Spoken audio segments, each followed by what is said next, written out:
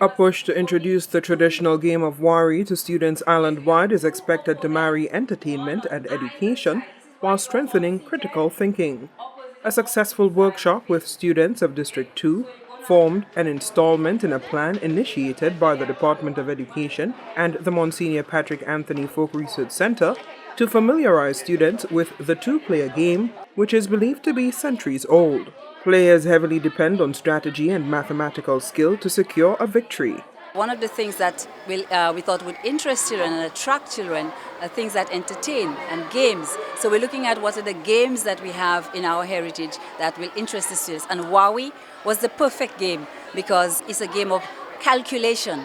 And that is educational as well. It's going to help the children with their calculations, their math calculations. Say, wow, this is the greatest thing because it's going to be entertaining and it's going to be educational. It's going to help them in their math. Students engaged in the challenge of play described the experience as one which may prove beneficial to their peers.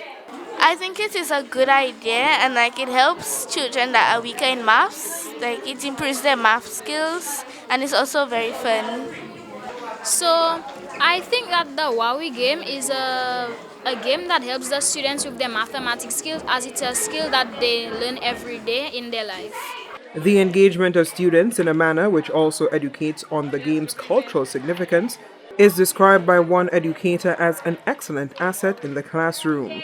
Noting her placement in a private institution, Albertha Brown-Paul described the initiative as a perfect opportunity for students to become immersed in culture through educational experiences. I can see it being used in the math classroom so students can learn to count, whether it's addition or even multiplication. I think it can be a very intricate part of our math classroom, and for me, being a teacher who teaches also social studies, it's really important to see the importance or the things that were passed on from our ancestors to our students. Having a tangible item that they can recognize with, which is very important.